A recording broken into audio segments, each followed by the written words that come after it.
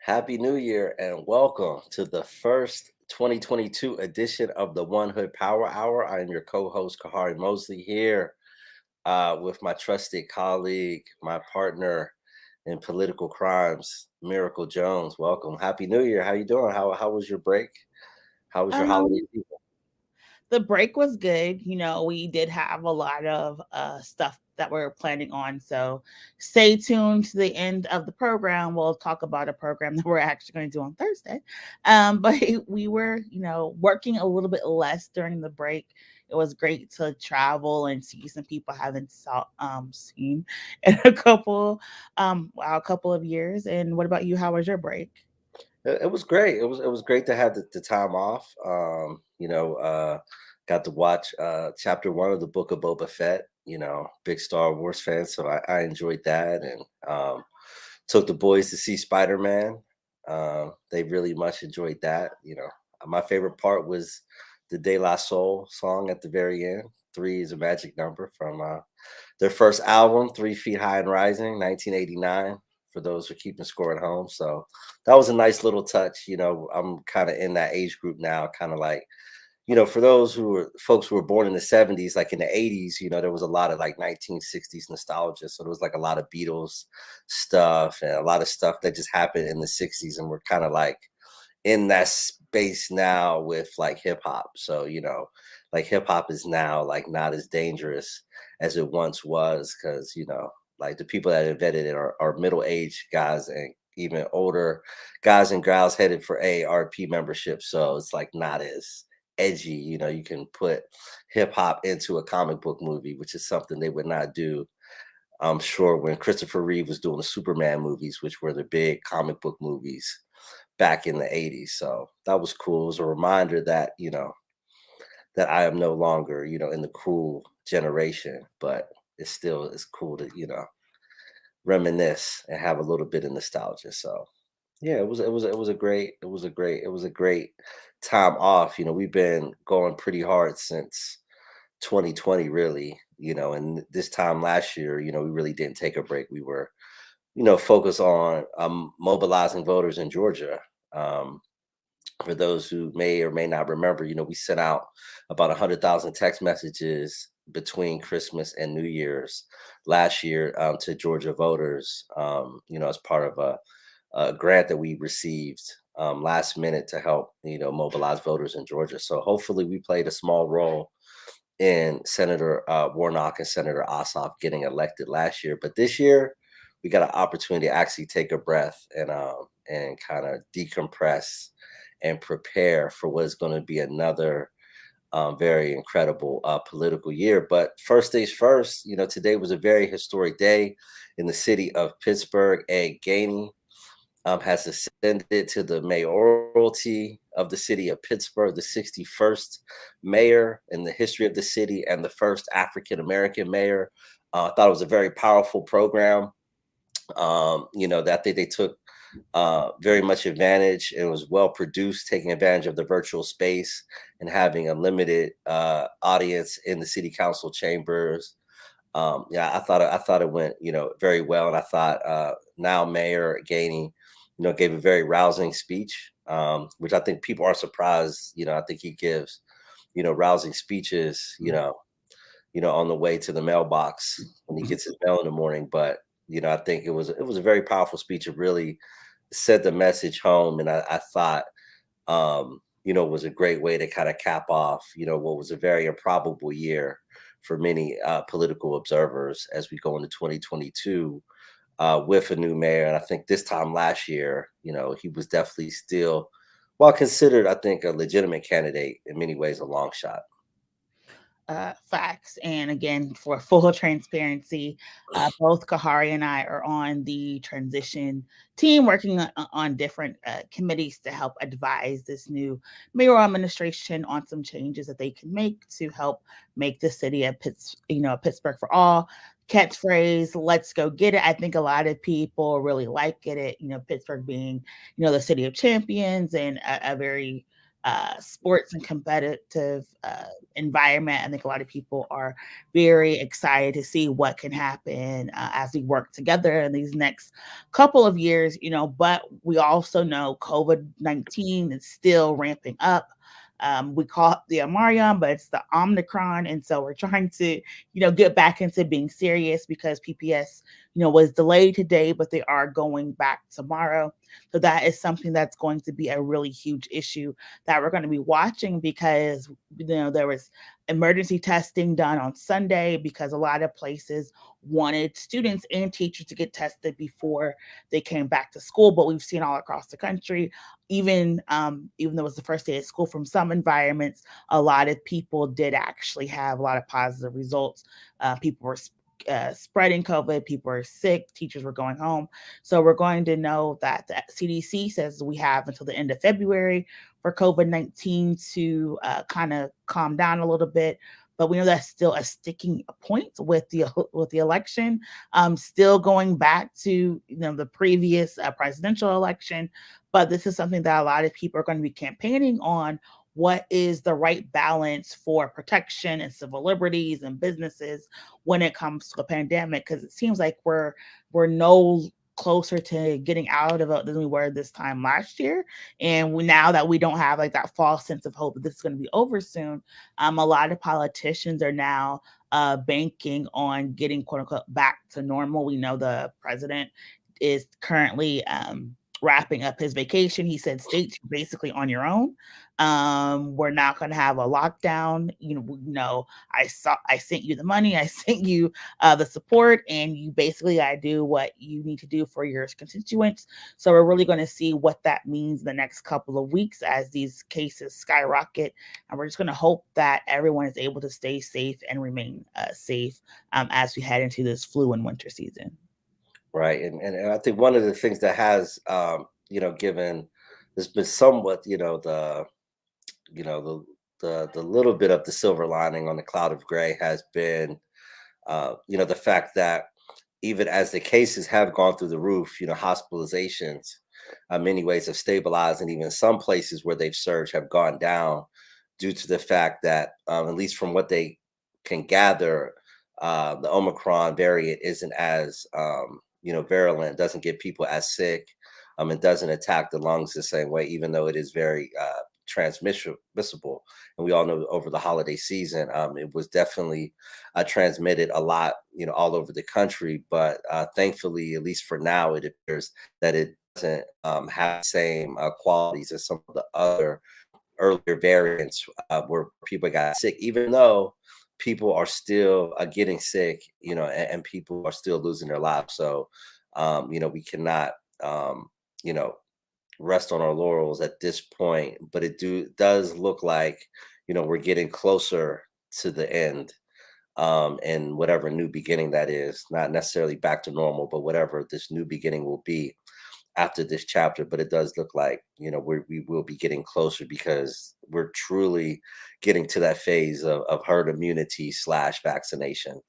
Um, and just the way that it's responding, to people, people are starting to respond to it much like the flu. So it looks like we're going from pandemic season into endemic season, where COVID will just be with us, and it'll be one of the seasonal viruses that we deal with, but not, on the same level as it was in early 2020. Yes, hopefully. And we also know we're going to talk about January 6th a little bit later, but we know we woke up, a lot of us woke up to hearing that there has been more subpoenas put out for the congressional inquiry into what happened on January 6th. So we're expecting more information to go along with that. I always mess up his name, but is it one of the congressmen involved in some of the arguments to prevent the inquiry going forward. He did resign today. He's actually going to head up some Trump affiliated organization. And so, again, I know people are already tired of 2021 and the election of 2020. It seems like it's like never ending. But we're still here thinking about it, going on and looking at what's going to happen in investigations and seeing what congressional, even what senators or White House staff may actually be indicted in the coming weeks and months. There's a lot of stuff that we're paying attention. We have to pay attention to, in addition to the redistricting that's already going on. We know the ACLU has submitted a couple of lawsuits about over redistricting, so we're hoping that Pennsylvania is able to avoid some of that litigation with the maps that they're putting out. But again, we still don't know, so we're in the wait and see phase of that as well. Yeah, absolutely. Yeah, and I'm sure we'll talk a little bit about redistricting tonight, and as well as I'm sure we'll talk about redistricting next week when we take our statewide view with our statewide panel. But before we go any further, let's bring on our illustrious panel for tonight. We have Chris Potter from WESA FM and Ryan Deto from the Pittsburgh City Paper, and we're going to be talking about all things local. We're going to be talking about a quick retrospective of the Peduto era, talking about Western PA's impact on the major statewide races, as well as the important local races that two local political experts, very expert view, of these, been following, these races for years and these candidates for years, and so very excited. Welcome. So great to have you. Happy New Year. Hope you enjoyed your holiday season. Yeah, Happy New Year to you too as well, and everybody else. Yeah, Happy New Year, guys. Absolutely. So let's jump right into it with the elephant in the room, a Peduto era retrospective. We have some folks who know Peduto very well. I'm part of that group who's known Peduto going back into the 90s, and it definitely was a very strange day, to see, the end of the Peduto era, the end of his political career, as someone who remembers when he was running for city council as a staffer to Dan Cohen. It was a strange thing today to see full circle with Tom Murphy and Luke Ravenstahl and Ed Gainey all together like Jimmy Carter and Barack Obama and George Bush. That was quite a sight to see. So let's start with Chris and then with Ryan. Your thoughts on the Peduto era. I'll just say this: Luke Ravenstahl looked like the happiest guy to not be mayor that I have ever seen. He he felt great about his life, man. I was like, he's living it. Yeah, I mean, it's interesting. As you and I have talked about this, Kahari, before. Just how, when Peduto came in as the mayor in 2013, he was the voice of progressive change, right? He was the one who was shaking it up. The old boys network, he had taken on and bested, and he was going to shake up the city. And of course, what ends up happening is, you try to change the job, and sometimes the job changes you, and sometimes the zeitgeist just changes. And I think that's actually the bigger issue. The thing that really tripped him up at the end was the city moved. He spent so much of his career trying to move city government, and then the people of Pittsburgh just moved so much faster than I think he was really ready for in a lot of ways. He's going to go and he's going to be able to point to things, and these are legitimate, I think, things that he accomplished. A lot of the financial well-being of the city, took place not just on his watch, but because of, choices that he made. And that's something that Ed Gainey comes into office, as an advantage. It's something that he's got. A lot of the changes that we now sort of think of as technocratic, but 7-8 years ago were kind of big deals. I made the mistake of sort of making fun of some of the changes that he affected in the permitting department, and people reached out to me, was like, you obviously never tried to get a picnic pavilion in the city of Pittsburgh back in 2010, and it's like, that's right. True. I'm a reporter. I have no friends, so I don't really have anybody to, but a lot of that stuff, that he did that really desperately needed to be done, got accomplished under his watch.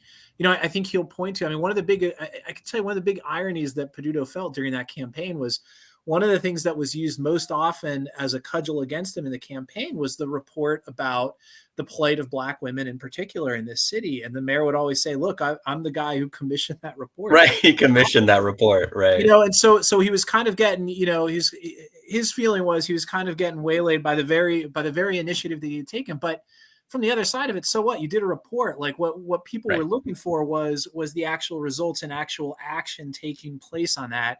And they were impatient for change, understandably. Like the whole country has been impatient for change, especially on some of those issues like policing and equity issues. When I think, like, Chris, you bring up a really good point, like that Peduto had like a really long list of accomplishments, honestly, and he ran on all of those things, but that report really was like one of the biggest kind of like things that like a lot of people pointed to when they were thinking about who they were going to vote for mayor. And when it came to actually like the action, there really was that moment during the Black Lives Matter protests. And I think people wanted to see him take that action, basically. And he kind of rode the fence a little bit, or honestly, maybe probably dropped the ball a lot. And that, I think that really ended up just changing a lot of people's minds. A lot of his former supporters that I'd spoken to have basically cited that moment as, this is why I'm not voting for him, And I think his campaign was a little bit like, no, that's not really going to be a big deal because they're going to see our accomplishments. But I think when it came down to it, it was, they wanted that representation. They wanted their mayor to be that person who was going to take that action. And to a lot of people, he didn't. And so I think that's why they were, ready to move on despite his accomplishments. Right. Yeah, that's very interesting. And, just thinking back, historically, like the types of, mayors that, Pittsburghers, are used to. And in some ways you could definitely see parallels between, Bill Peduto, and Tom Murphy. Yeah. They had similar approaches, in certain ways, did little different styles, but similar, approaches. And I see, Ed Gainey is not a carbon copy, but much more in the Bob O'Connor, Sophie Maslow, mold, like someone who's going to reach out and touch you, someone who's going to be out in the neighborhoods, promoting the city, and that's definitely something that I've heard as a refrain over the last year, particularly since May when Ed won the primary and it was pretty much a foregone conclusion, was they were looking forward to having a mayor that may show up to the block party, that may show up, to the Little League game or, whatever, and I know, as the rigors of the job picks up, there's going to be some of that that's just not going to be possible to do, but just having just that kind of basic kind of physical connection. I feel like there was certain part of the physical connection between the Peduto administration and the city that got lost in the translation of the list of accomplishments. That's interesting. I'd say too, I mean, some of it is just some of these issues are really difficult. Like when you're the mayor, I mean, not to make excuses for any of the lapses that Ryan pointed out, because I think there was some really, real missteps, let's put it that way, about sort of how he handled some of this stuff with policing. But you're also the mayor representing the corporate body of the city of Pittsburgh, which includes its Bureau of Public Safety. And it is not always, it's not always easy to figure out exactly how to finesse those things. And I think precisely because people's patience is short, it will be interesting to see how Ed Gainey handles it. I mean, one of the things that came up today during his press conference with reporters after his inauguration, he was asked, how do you feel about the staffing level in the Bureau of Police? And he basically indicated that he was comfortable with its current force. So, and there are reasons for that. You can make that argument, but I think people who have sought to really, defund or, reallocate, or however you want to describe it, to sort of change the way we do policing, and saw budgetary concerns and force strength as part of that, it's really sort of remains to be seen kind of how they look at that. The argument on the other side was, if you want to do the kind of community policing that we're talking about, that requires resources, and it's hard to cut them. So to me, it's going to be like one of the most interesting things to see is that moment where you inevitably, there's that old cliche, you campaign, you run for office in poetry, and you actually, do the job in prose. Sometimes I felt Peduto himself sometimes did it the other way around. But there is that challenge of actually taking that job, and all of a sudden now you're in like a very different kind of position, and I think that's going to be tough. Expectations are high, and what people want is it's not just one thing, right? A lot of communities feel the need for police, and to sort of juggle all that stuff is going to be a challenge. And Ed Gainey and it's no reflection on anything other than the path his career's taken. He hasn't had to be in that position. He's been a legislator and a city aide for a while. So he's now, George Bush used to say, the decider. And so it's going to be really interesting to see how he negotiates those conflicting tensions differently from the way Bill Peduto did. Right. Yeah. And you talk a little bit about conflicting tensions. We know a few weeks ago, City Council did pass legislation that is going to allow them to interview some of the appointments that the mayoral team will now nominate for some folks. There's been discussion about who that is used to target and what are some of the positions that people have questions about. But what are you hearing down at the city county building about when some of these interviews are going to be scheduled for? Who are the people that are specifically requesting to be interviewed, and what that structure is going to be? Because my understanding of the passage of the legislation, they're not going to be voting to approve or deny somebody's appointment, but they are going to at some point interview people. Yeah. The history of that, I believe, was that there was an attempt by council to really sort of put themselves in the position of confirming a much broader swath of the appointees that a mayor makes.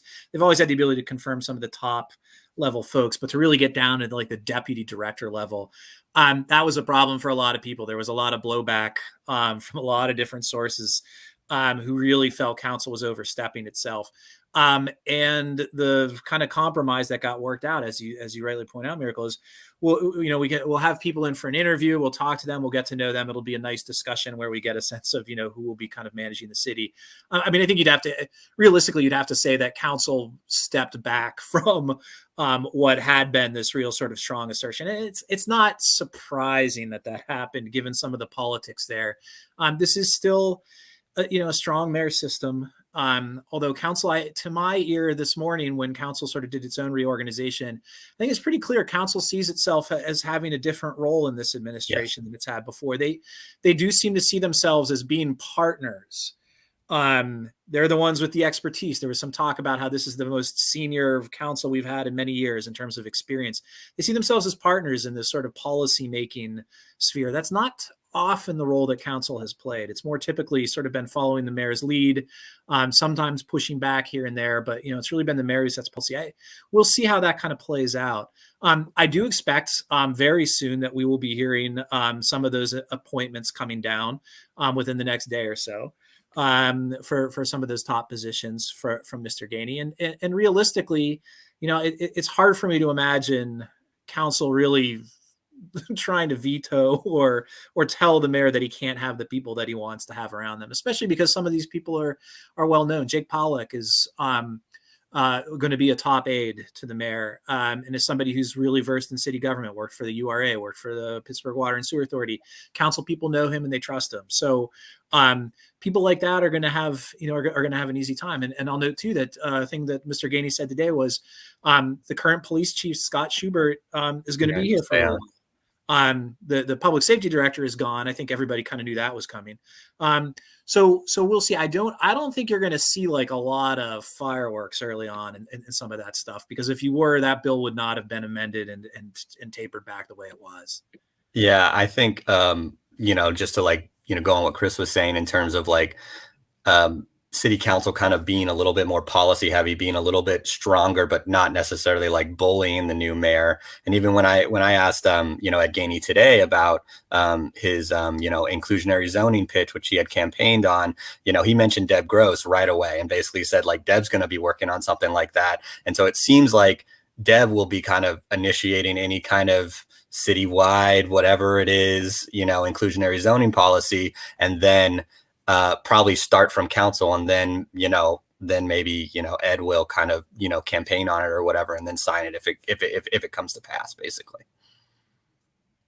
Which is different usually, because I think over the years it really had been like Peduto kind of running everything. I mean, I've only been in the city since Peduto, and that has been all of my reporting experience, is just strong mayor, and council just kind of going along. So I think we're going to see a little shift, but also I agree with Chris that it's not going to be like this, like shooting down every single nominee or anything like that. Thank you. And I know also, talking about the election, the Gainey has been very vocal supporter of the UPMC workers and strikers. We know that is, I guess, the most contentious issue, I would say, between not even city, but city and county, and even kind of like statewide. How do you see that impacting the administration? That's a good question. Yeah, I mean, that's another area where expectations are so high, right? Yeah. I mean, because let's face it, people, there's a number of things people want from UPMC, and none of them have really, the UPMC has shown a lot of give on. And this tension, it was a big defining issue between former Mayor Peduto and Mayor Gainey, just about how to handle that. And Mayor Peduto's take was, look, you can threaten to sue UPMC, but the law is not on your side.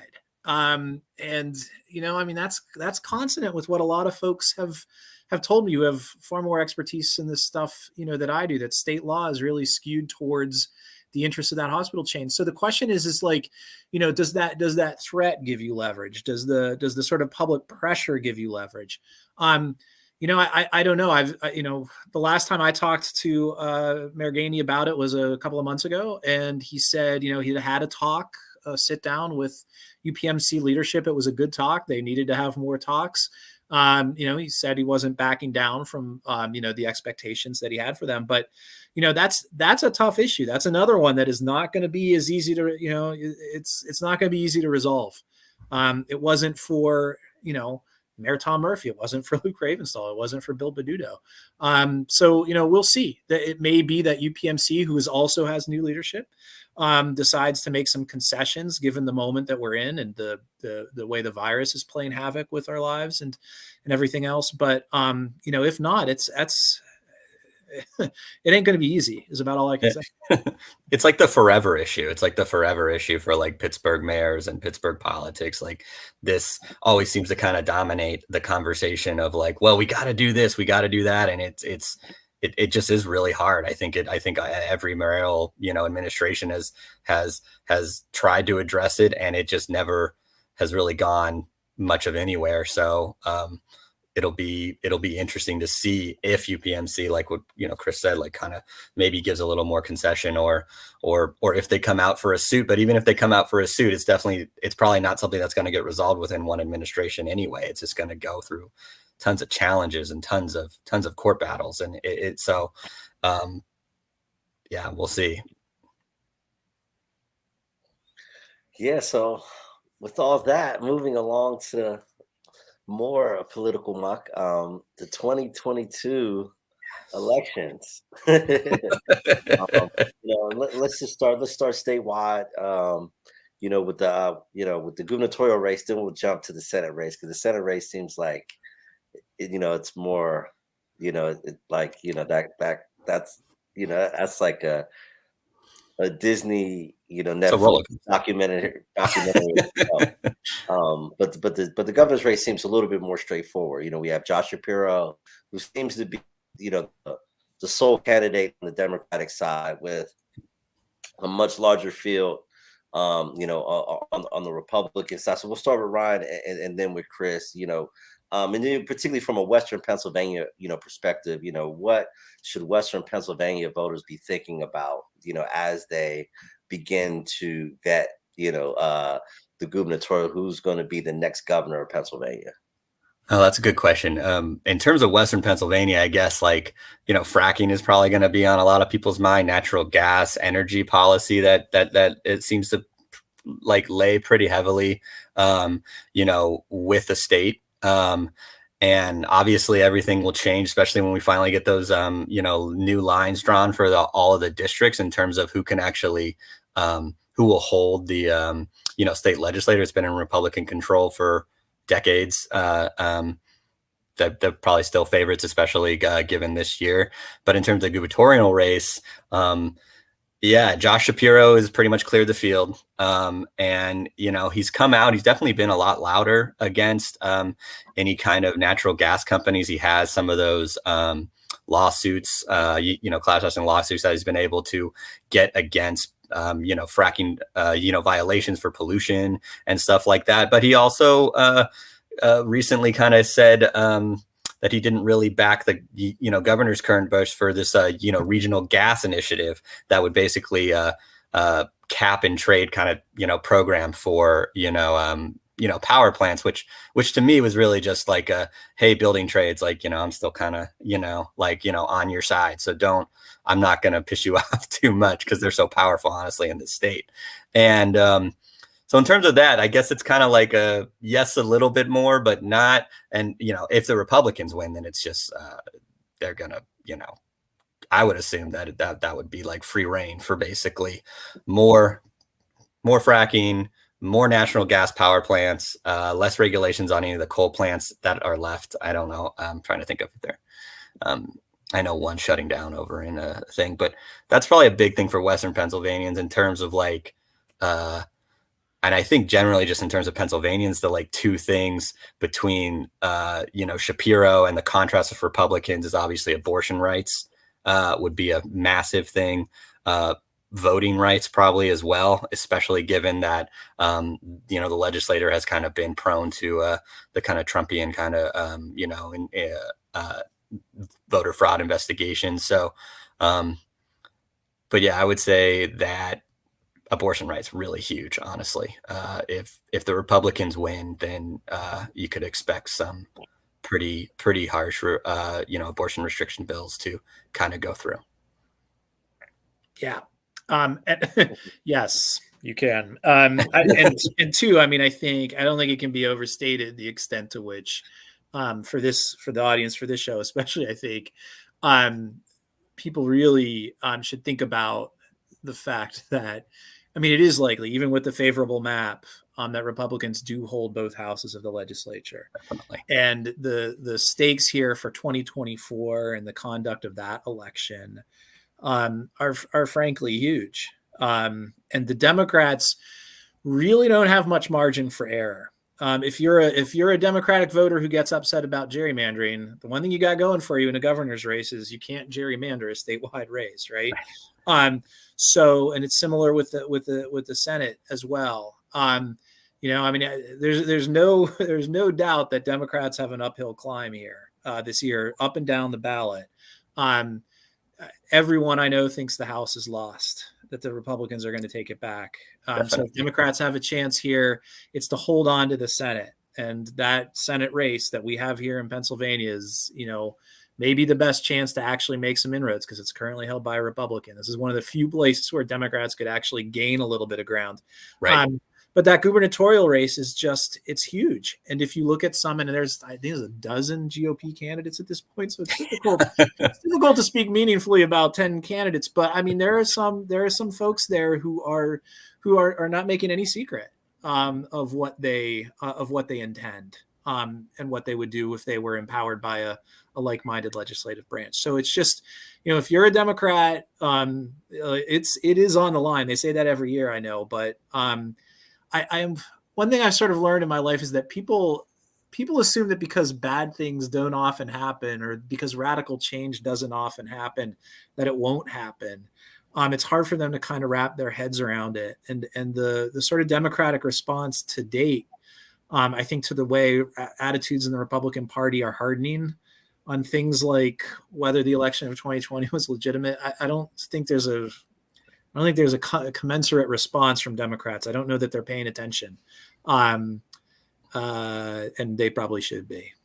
And I think too, like because there are so many candidates on the GOP side, but any kind of chance of a moderate candidate seems to be just slowly, I mean, not pretty quickly slipping away, honestly. There was one moderate state senator out of Erie that was running, but he's no longer running, and he endorsed someone else. And Jake Corman is running now, who's the state majority leader, or I'm trying to figure out what his exact title is, but he's kind of tried to toe the line too of like, oh, I'm not really for that audit stuff, but then he also gives into it. So it would be, even someone like him, it would be easy to see him kind of give into that and to do any kind of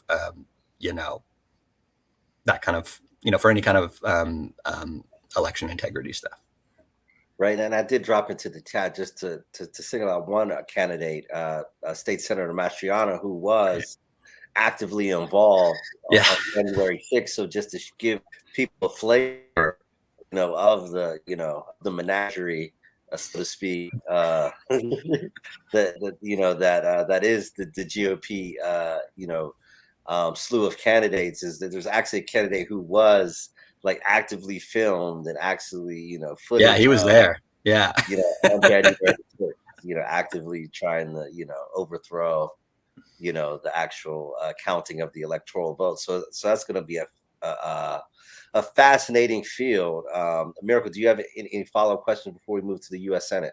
Yes, kind of merging the two together. So we also were kind of surprised to hear that, the PA Pardon Secretary Brendan Flood is leaving his post and trying to be one of the candidates for the lieutenant governor on the conservative ticket, which a lot of people interpreted that as being a nudge not only at Fetterman, but also on Shapiro around the issues of criminal justice and criminal justice reform. So how do you foresee, I mean, obviously he has to get chosen first to be, on the ticket, but how do you foresee if Flood gets that position? Because there'll be a historic way either way, with Austin Davis representing the Democrats lieutenant governor. How do you foresee that playing outside of the racial politics of it? But how do you see that playing with getting people, especially now that we don't have? Again, I always tell people it's very important. We don't have straight ticket voting anymore. So how do you see that playing? With the election? Yeah, that's a really good question. I think in terms of criminal justice reform with Josh Shapiro is that he honestly doesn't really have a stellar record at all. And I think if you ask any reform-minded person, especially people out of Philadelphia, they're honestly going to have not a lot of nice things to say about Shapiro. But having said that, the other side is probably not really going to have any kind of strong sides on that. And even though Fetterman definitely has those kind of stronger, like he wants to do those things, he's going to the Senate. That's not really that, their role, the U.S. Senate's role to do anything like that. It's going to mostly lie within state government, is where we can, try to change some of those laws. I know that one of the laws for basically life without parole, trying to end life without parole, in the state has been introduced. And I honestly, it's really hard to predict how, if Shapiro were to win, how a Governor Shapiro were to, support those kind of laws. One, you also just probably need to flip the state legislature, which honestly, really, I don't know. It also depends on the maps, but I wouldn't be that confident that's going to happen. Yeah, I don't know. I mean, it's interesting that, Austin Davis, as you mentioned, state representative from McKeesport, whose interest in the race has long been known. And a few weeks back, it was, revealed, if that's the word for something that everybody kind of knew, that that he was running, that he was going to have Shapiro's backing. You can expect more on that very soon. I don't know that anybody's really talked to him to Austin Davis about kind of where he stands with all that stuff. I mean, I think, there's some collateral damage here for Fetterman, as I think you mentioned, Miracle. And, let's face it. I mean, Fetterman has a vulnerability on some of these issues because of this incident where he pulled a gun on a jogger years ago. And that's a thing that it's one of those weird stories that when it broke at the time, it wasn't, it just didn't seem like it resonated that much. But it's again, Right. it's how the culture has shifted now. Yes. Like now, I mean, that's just astounding. Like, 10 years ago, people, it just didn't seem to resonate. And now it's like a huge deal. And, Malcolm Kenyatta, another candidate for Senate, has, released polling where they kind of do the positive and negatives. Yeah. And that one was a killer for Fetterman, especially amongst, certain core Democratic constituencies. So, it certainly doesn't, Mr. Flood's decision certainly doesn't help him on that front. Whether it hurts Shapiro or not, that's going to be an interesting question. And because it is the lieutenant governor who has kind of a direct say in a lot of those decisions, it'll be a question that Austin Davis is going to get asked, I'm sure. Yeah. And maybe part of the calculation, because clearly what Austin Davis brings, in addition to being a smart guy and everything else, is he's from Western Pennsylvania. He's Black in a party that is, increasingly has to pay attention to that core constituency. Maybe this is another thing too, but I can't, when I'm thinking off the top of my head, I can't think that there's a time when I've talked to Representative Davis about it, or that I've seen him quoted elsewhere. Ryan may have seen something or done something, but I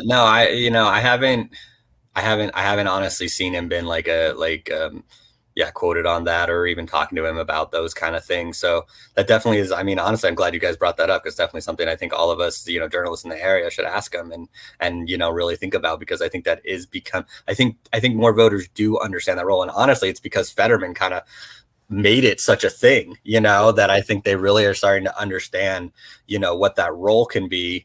And honestly, Davis needs to face those questions and face the questions of whether or not Shapiro would be supportive of Davis doing those things, because they do kind of combine tickets when they, run together. So I think that's something that is really still up in the air. I don't think any of us can say right now how that will play out, but I guess look forward to that. Yeah, and two quick things, with the lieutenant governor's race. One is I did drop in the comments section the mayor of Newcastle, Chris Fry, who's a young African-American mayor who's a Republican, who's going to be running for lieutenant governor on the Republican side. Someone who hasn't gotten, the same kind of level of focus in Western PA, obviously. I think with, being in Allegheny County, Austin Davis definitely has gotten, the most focus so far.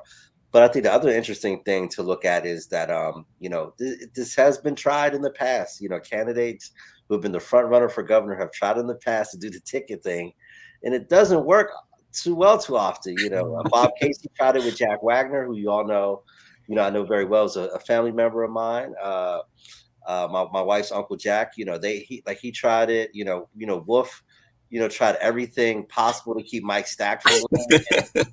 So we don't know who's going to win this lieutenant governor's race, because history does not say that the front running gubernatorial candidate gets to pick, who wins, and a Brian Sims, could come out of Philadelphia with a bunch of votes, and you could have Shapiro and Sims could be the ticket. Like, who knows, how this is all going to play out. It's going to be quite interesting.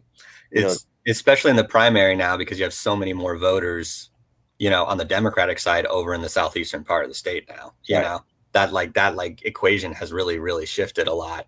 So I'm not sure exactly where the numbers are, but it used to be Western PA would dominate a lot of the primaries and stuff. That's not, that's no longer the case. Absolutely. Yeah. So moving from gubernatorial lieutenant gubernatorial politics now to the Senate race. We have, a big field, on both sides. And the latest news has obviously been, celebrity doctor Oprah cast member Mehmet Oz has joined the race to much fanfare. So I guess we can start with there and then just go whichever direction we want to go with the Senate race. We'll start with Ryan and then Chris. Man, this race has been crazy. It's been it's been such a joy for me just to watch early on. I've enjoyed it so far. Yeah, because it was looking like Sean Parnell was kind of locking everything up, and he was that kind of perfect, like he's like a Trump ally. He's a he's a war hero, honestly, and he had that great social media and that great like right wing media vibe to him. And then obviously the custody case ended his run, and it left this huge void, even though there were already these like a fair amount of candidates running with Bartos and Carlos Sands or a lot. Wait, no, I guess he might be governor. It's honestly, it's hard to keep track. But then there was such this huge void, and you get Oz coming in, who for all seeming purposes looks like he's a New Jersey resident, and coming in, but like the race just feels so much different now. I don't really even know exactly what they're kind of running on. It looks like the like CEO hedge fund guy McCormick's going to jump in any minute now, and he's also like from Connecticut. So it just feels like it's clear that everyone wants this to have a lot of attention, and so it does, and so it's attracted all of this other stuff, but it's everywhere right now. Like there's no clear path of like what the issues are going to be, what it is, because like Oz isn't talking about election integrity that much or anything like that, so it's really hard to tell. And I don't even know if he's really the favorite. It kind of feels like it, but honestly it seems like it can change so much. I don't know. It's crazy so far. The other thing that's interesting about it, I think, is with Oz, there's a lot of, when he first announced, and we did one of these stories too, a lot of coverage of like, oh, look, he supported hydrochloroquine. I can't remember the name of the damn thing, hydrochloroquine or whatever it was, some of these dubious, and then these, miracle diet pills or whatever, and like Letter Crankies. I'm not actually sure that some of that stuff actually hurts him. What might actually hurt him more with a primary electorate anyways, is the stuff he said that, arguably is grounded in good science, like the safety and efficacy of vaccines, for example.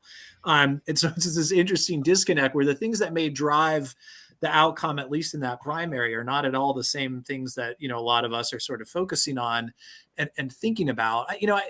I think though that, one of those issues that I'm not sure how much resonance it will have necessarily is whether a person lives in Pennsylvania or not. I really don't know, because it feels like we're in this time of such intense polarization, and also that our identities, thanks to the miracle of the internet or whatever, that we have these tribes now that are totally unmoored from any geographical location, right? I mean, you could be best friends with somebody from a troll farm from like Vladivostok or whatever, or the other side of the country. You don't really know, but it's all this. It's that feeling, that sense of community, is sort of an ideological belonging that sort of transcends a lot of these boundaries.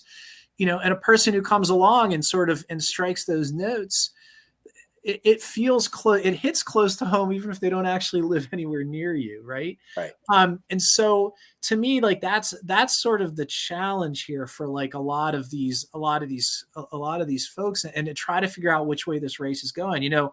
Oz clearly decided, that the way to make common cause with people was to start using the phrase cancel culture every chance he got. So he'd be like complaining about like how the Philadelphia Inquirer's front page story on him didn't use the word doctor in it, and he was somehow being canceled. Some of that stuff, and he's still doing that. I mean, you get these damn emails. And the show actually got canceled, so that's another thing. Yeah, exactly. There you go. Right. Yeah, that's a good point. He's right. My God, we should have listened. Wake up, sheeple. I mean, he's the reason it got canceled, because like all these TV stations have these rules about it. But I mean, could you imagine if all the Senate candidates had to have their own TV show and radio show, to make sure his show didn't get canceled? Like, could you imagine what that would look like? Well, in a way, we don't have to imagine, because it's already kind of happening, right? It's this whole sort of political entertainment complex or whatever. Yeah. Except entertainment isn't the right word exactly, because like some of it is alarming, right? But there's this sense that like when a Marjorie Taylor Greene can be like, she serves on no committees, she doesn't really bother to advance legislation, and yet she's a hero to a broad sector of that electorate or whatever. We're clearly not talking about governance and the metrics by which we even pretended to use to gauge the effectiveness or the worthiness of a candidate don't seem to appeal anymore. People are kind of looking for some other some other sort of tribal connection to folks. And right, but Chris, do you think that'll be like as strong as a thing outside of the primary? Whoever gets through the general, I think you're right in terms of the primary. I'm not sure the residency thing. I think Bartos came out and was like, "These are carpetbaggers," but I didn't see any big stories about that or anything like that. So I think on that side, and I think in terms of some of those kind of far right Congress people that are also like that, but they're also in really safe districts, right? So when it comes to the general, you get into Pennsylvania.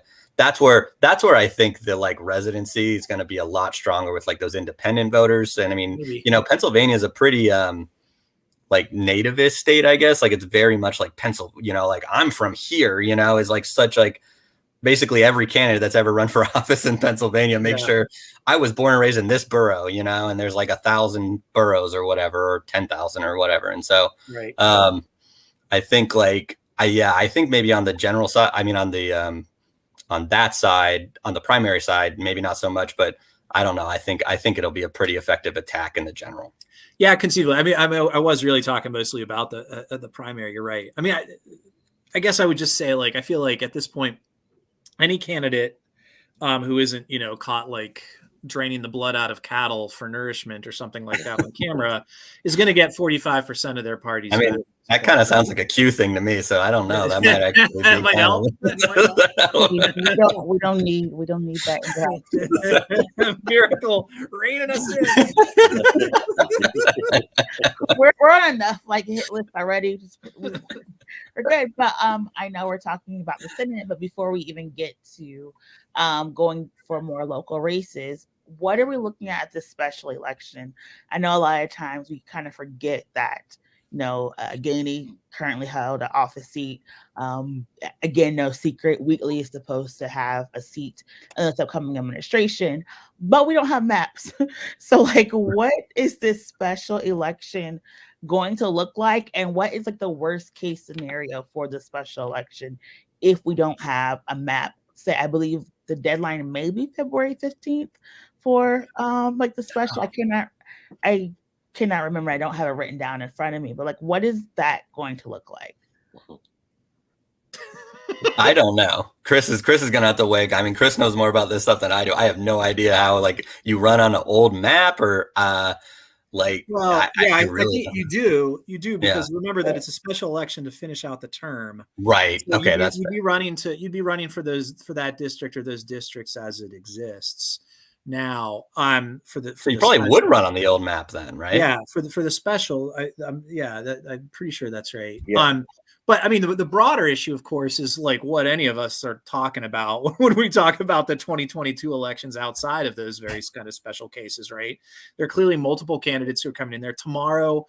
House Republicans are sort of bringing their kind of a road show, I guess. I don't mean that disparagingly. They're coming to Allegheny County to talk about how the map drawn 4 state legislative districts by a commission headed up by former Pitt Chancellor Mark Nordenberg disadvantages Republicans. And they're coming to the North Hills because a couple of Republicans in the North Hills are adversely affected by the map, specifically Lori Mizgorski, who's drawn into a Democratic-friendly district with a Democratic incumbent, and Carrie Del Rosso, who's also kind of one of the losers under the current map. So they're going to be arguments about that. And from the Republican standpoint, understandably, you would be surprised if they didn't. So litigation, all that stuff seems almost inevitable to me at this point. It's difficult to imagine, although there's a public comment period and the commission has to vote again. I don't know. There's a real strong precedent for wholesale changes in a map of the kind that I suspect Republican House members are really looking for. I mean, you can really see in those maps, at least here in Western Pennsylvania, the Senate map reflects the kind of district deal making, that we're kind of used to seeing in these things. A little incumbent protection going on both sides, and they're kind of trading between Devlin Robinson and Lindsey Williams, trading some districts here and there to help each other out a little bit. You see that a lot. You don't see that so much on the House side. And I think that has to do with certain decisions made by the caucuses about how they were going to kind of approach this stuff. And they'll say that it reflected also, Mark Nordenberg putting his thumb on the scale. It'd be an interesting thing to kind of see how that plays out, because right now he is very much under the, in the crosshairs for those folks. So I don't know, and then of course there's also the question too of what happens to the congressional map. We have multiple candidates running for districts just in Allegheny County, and it's not entirely clear what those don't know what look like. So who the hell knows? And you don't wasn't have there to a be a resident in the district. I mean, that's the one thing you got going for you. You could be. In fact, Sean Parnell was when he first started running for Congress. He was just outside of the district as drawn. As long as you're a resident of the state. For a requisite period of time. So people can finesse this kind of stuff, but it makes it hard to do our jobs, right? And the challenge, of course, is because of delays in the census, because of the virus and Trump era dysfunction. They got the data late, and everything is running behind. And so, do we even have a primary on the date that we expect to? It's not clear in my mind. I think that's what I've been hearing, is that a lot of people just expect the primary to be pushed back. So maybe look out for that. But obviously that we'll be able to announce that. Chris, there was that idea that they would, if they don't have the maps, they would just run everyone at-large basis. Do you think that there's any truth to that? Because that would be crazy. That's Seth Groves. Yeah, that's Seth Groves' position. I don't know. I think that would be a bizarre outcome, and I don't think it would actually serve anybody well. Everyone would be mad. The entire state of Pennsylvania, whether you're a Republican or a Democrat, that's not great. That's not great. I'm very much hoping that doesn't happen, but just the fact that also, I don't have to report on all these damn people. Just for I'm gonna have to all the way out and just for our viewers, can you explain what at large means? Because that may be the first time they're hearing that. So can you explain just very quickly? I think it just means that basically they have to everyone votes statewide, and then it's whoever gets the most. I think it's kind of like how we voted for Allegheny Common Pleas Court, right? But statewide, right? Is that right? That would be the way you'd have to do it. Yeah. If you're a voting statewide, everybody in the state has to have a choice on all 17 seats. So basically, top 17 vote getters win, and get a seat somewhere, but we don't know where. That's how I know Philadelphia City Council has, I think, 7 at-large seats, and Allegheny County Council has 2 at-large seats. And in the old days, before Jim Furlow and other activists got together to change Pittsburgh City Council, I think in 1987, City of Pittsburgh, their entire city council was at-large as well. But that would be, well, at least people have ranked choice. So I feel like there is a silver lining to all. Yeah. If you had ranked choice, it would just be over for all of us. I think that it's one reason that makes it highly unlikely, I think, is that the courts are likely to intervene before that happens. There have been, I think, Miracle, you alluded to this a few minutes ago, the ACLU and some other groups as well have basically filed complaints asking the courts to kind of take this up precisely for fear of that. It's really difficult for me to imagine a world in which Commonwealth Court, which has already sort of put the parties on notice here of hey, there's time here, and the state Supreme Court are going to let that kind of chaos unfold. It's hard for me to imagine it, but a lot of things that have happened in the past 5 years have been hard for me to imagine, and yet somehow they took place anyway. So, it feels like a remote possibility to me, just based on, how the world has worked generally up until this point. But I could easily be wrong. God only knows. Right. And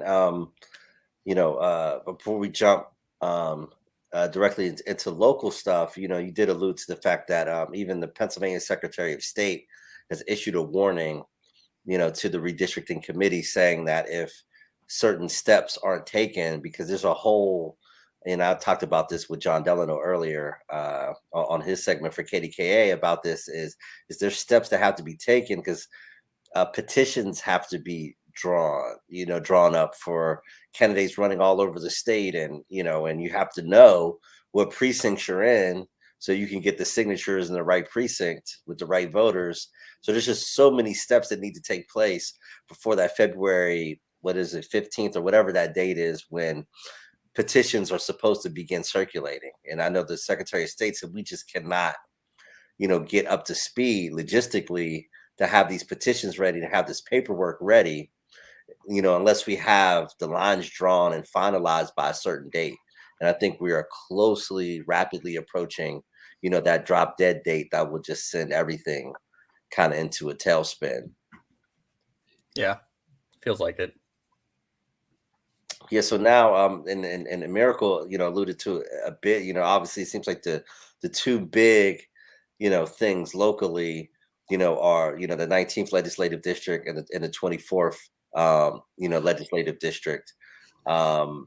Gainey seat being vacated and Wheatley seat being vacated. But it does appear, at least from what I'm hearing, is that candidates living in the Wilkinsburg part of the 24th district, would be eligible to run for the special, but now find themselves in Summerlee's district, which is very problematic for one candidate in particular, Ashley Comans, who announced earlier this summer that she was going to run, but now finds herself in the district of her mentor and political supporter, Summerlee. Right. Who has not said that she will not be running again for that office. And right. Yeah, that's tricky. that's awkward. And I mean, there's a lot of kind of tricky dynamics in that part of town, especially, because there are candidates there. We're talking about a district that is of course the Gainey district. But there are, people have different allegiances and stuff like that, and they're closer to some folks than others. And there may be a bit of finessing that has to happen so that you don't have Ed Gainey and Summerlee at odds with each other, because they're allies as well. And some of that stuff always has to kind of be finessed.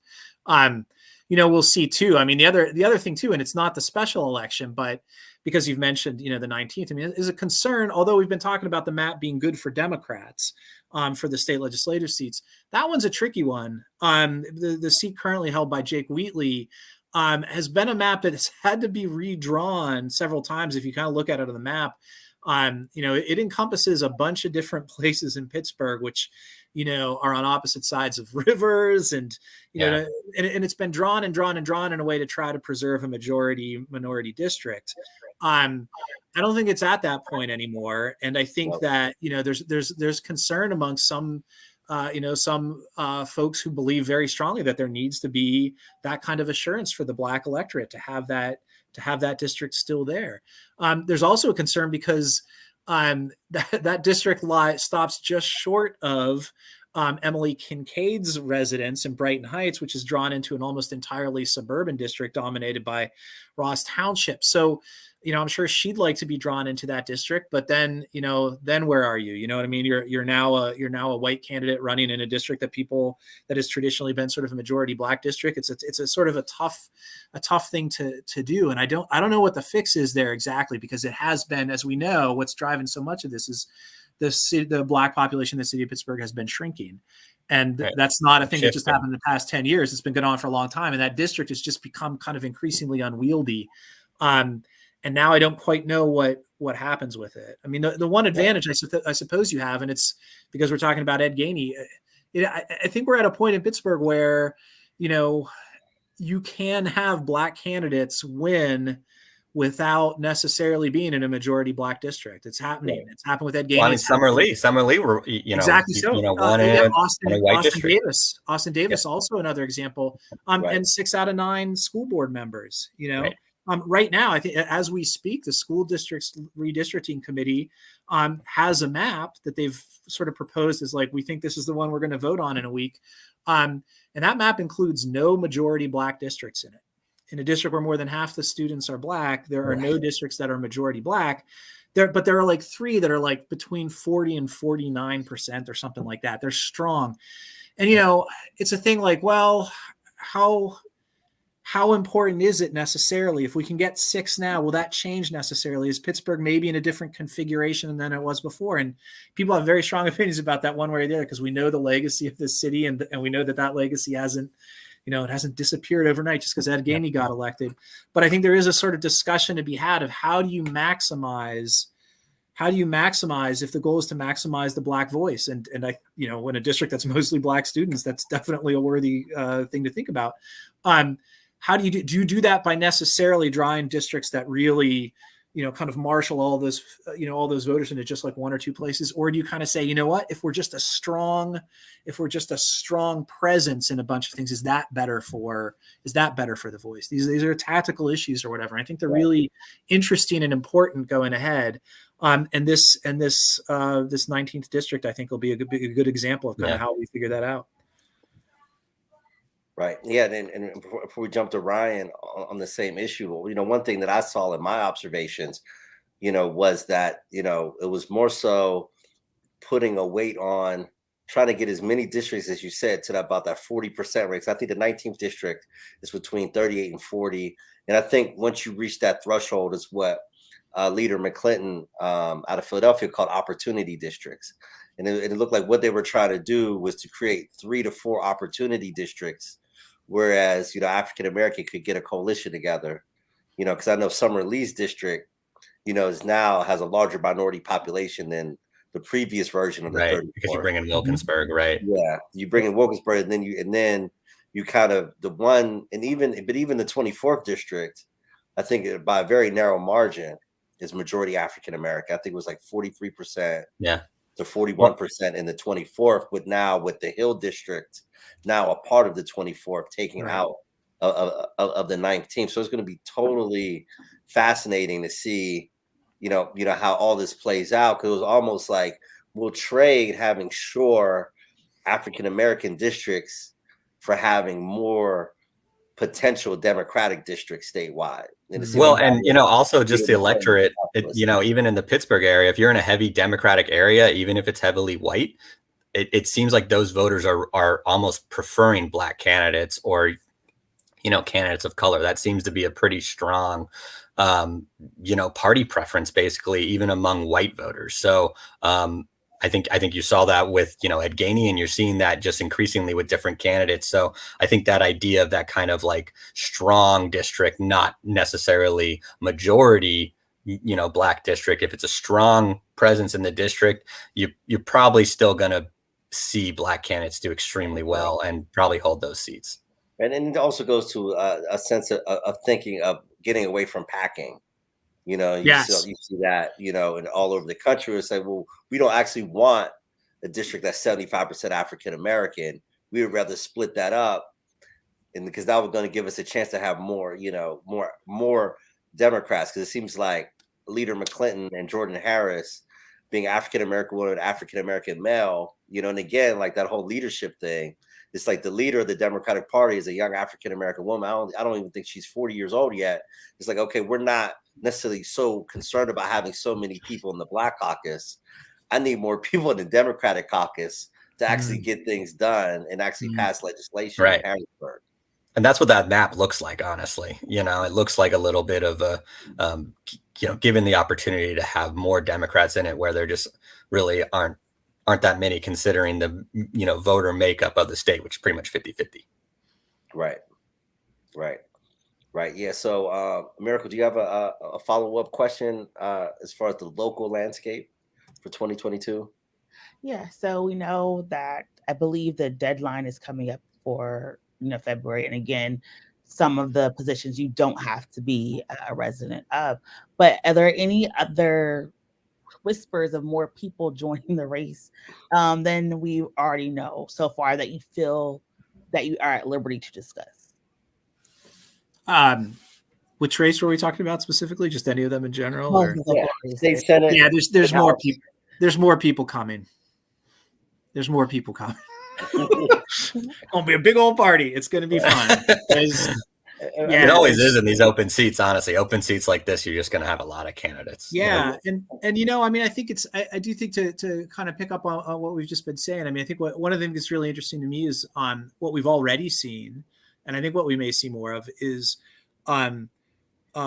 women, Black women especially, running. I think this it's a thing that I think we all probably talked about it. I've written about it a little. I'm sure Ryan has too.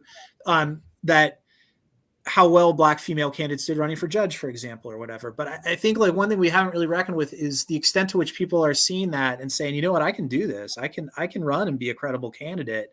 And that has a lot to do, obviously, with Summer Lee, one of the, kind of a pioneer in that sense, but also with a lot of, nothing succeeds like success, right? So I think, to the extent I may sound Pollyannish here, like about the prospects, but I mean, it's hard not to look at some of this stuff and not feel like optimistic about, at least in some parts of this, of this county and of the city and of this country, that like, the doors are open in a different way than they were maybe 5 or 10 years ago to different people. And like, that to me is all to the good. And so, I'll be honest, as a reporter, I'm a little terrified of how many candidates there might be, just because I need to eat. Hey, we did a chart, 39 candidates or whatever, exactly, right. That was brutal. Yeah. Okay. We did it. It's tough. It's tough to give the coverage that it deserves, right. and it does. But as a voter, as a citizen, I think it's great. So, and there will be a winnowing process. Some people will get in and then realize they can't pull together the resources or the support network or whatever. And that's part of it too. But, I think it's interesting. I think too, one thing we haven't talked about much lately, and I don't know that I've written about it, is all there will be this spring, Democrats will have a chance to elect Democratic committee members. Yep. There has been talk in the past, I think Ryan's written about a little bit, an effort to sort of get progressive people onto the Democratic committee. I've seen efforts like that. Kahari and I both have, I think. It's an uphill climb. It's not easy. But again, I think it reflects sort of this sense of ferment and this sense that things are possible. Now, whether you want to spend that energy on the Allegheny Democratic Committee is like, kind of a thing between you and your God, I think. But, but the fact that people are thinking along those terms is exciting, I think. Yeah. So there are going to be more candidates running for these races, and there may be more races that we're talking about in a few months from now. Absolutely. Yeah, that was the one last thing that I was going to, mention was the Democratic, committee thing, as folks run, in their precincts, a committee man, a committee woman, and then they have the reorganization of the city and the municipal committees, which then ends in a convention, generally sometime in the summer at the IBEW, with the election of a chair. And definitely, Eileen Kelly has definitely, has faced some scrutiny and some criticism, over her tenure, as she came in kind of as a protest candidate herself, to the sense that, Nancy Mills was so close to the county executive. And there's always been a push. I'm a longtime committee man. I was once a ward chair when I was in my 20s. And there was, there's always this tension between the Democratic committee and the elected officials. And it's just a feeling that the elected officials have too much sway over the committee. There's always generally a blowback, and obviously Nancy Mills got caught up in that. And obviously, as she ascended to state party chair, it was almost kind of like this feeling of, we need someone, focused on Allegheny County. Yeah. And, so it's going to be interesting to see who comes out of, whatever, protest effort or opposition effort to dethrone the sitting chair, because that's always right around the corner, and also at the city level as well, with longtime, city chair Kevin Quigley, who many his own controversy, honestly. So. Right.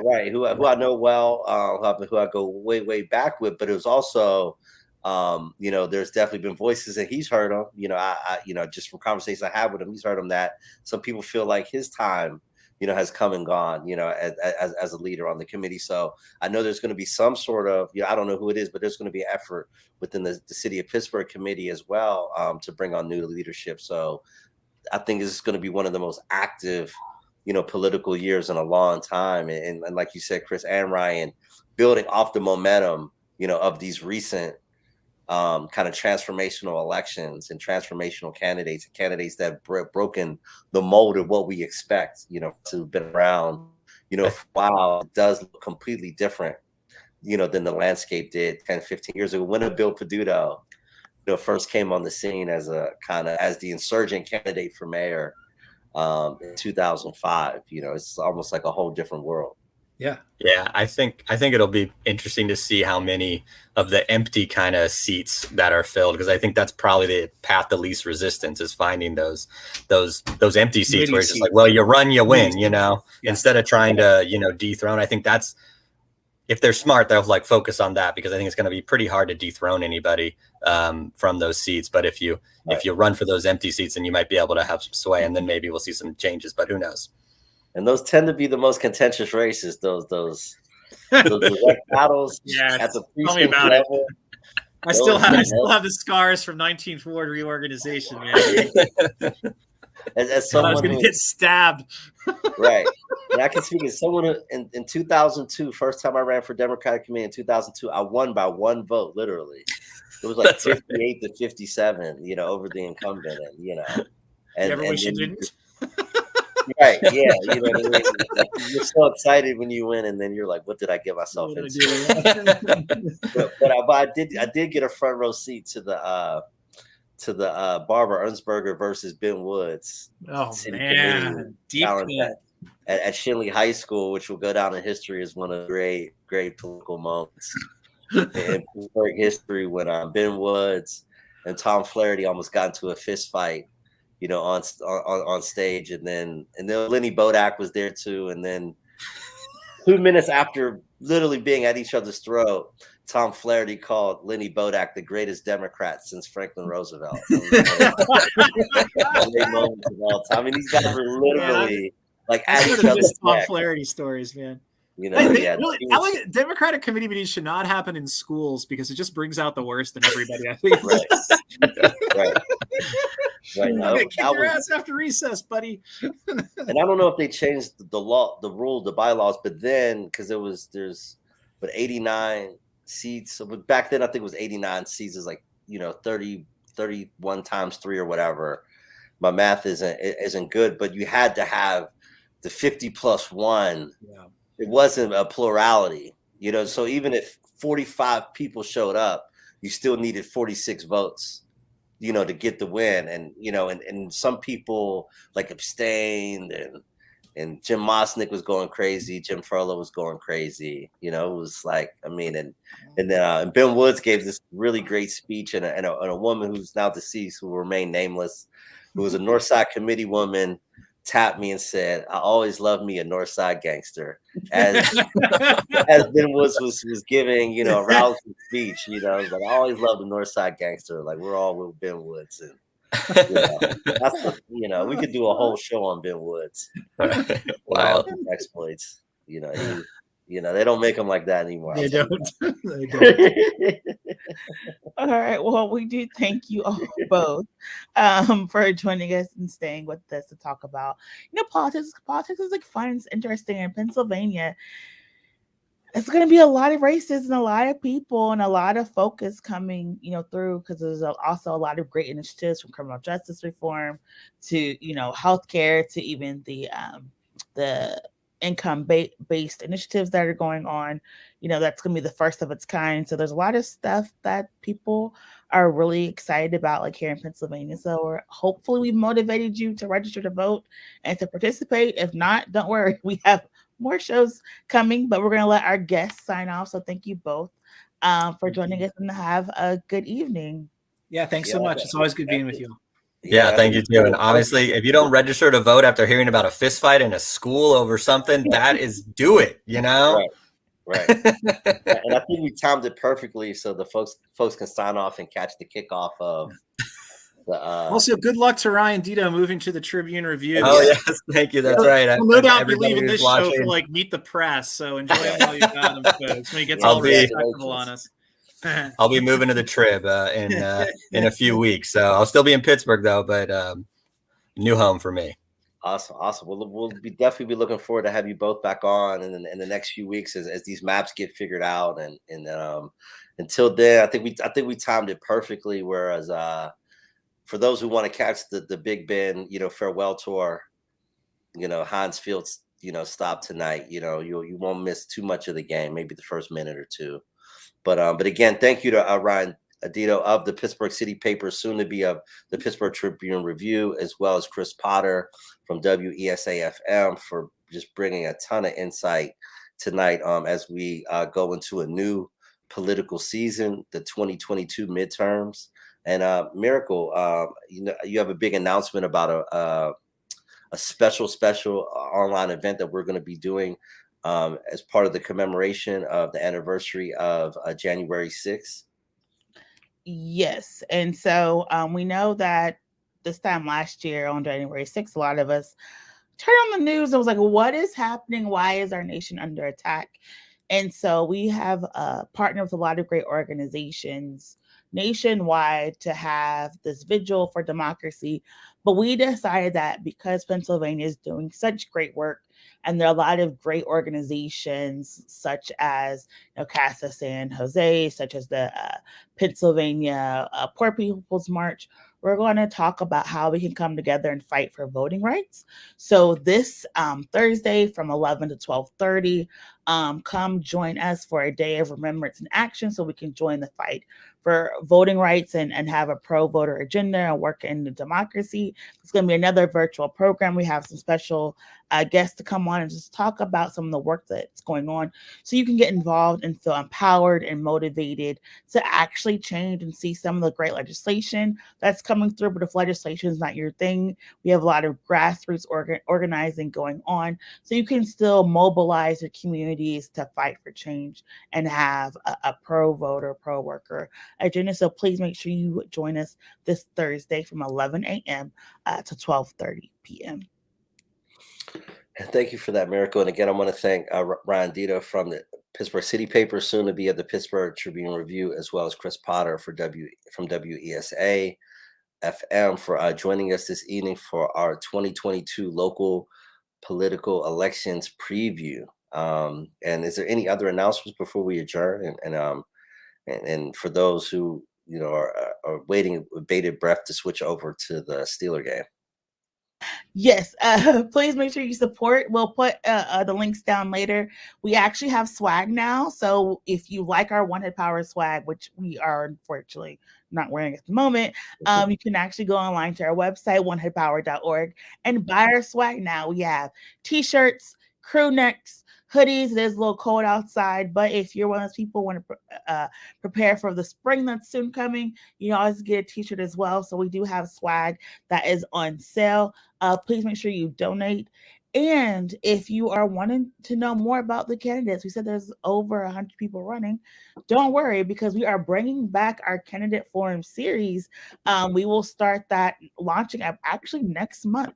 So we're going to be, interviewing these politicians who are running for office. If you have questions that you want to ask people, make sure you reach out, DM us, hit us up to see if your question gets put in our survey. So again, thank you all so much for supporting One Head Power. Thank you for allowing us a little bit of rest over the past couple of weeks, but we have a lot of great things planned. So make sure you tune in and subscribe to our YouTube.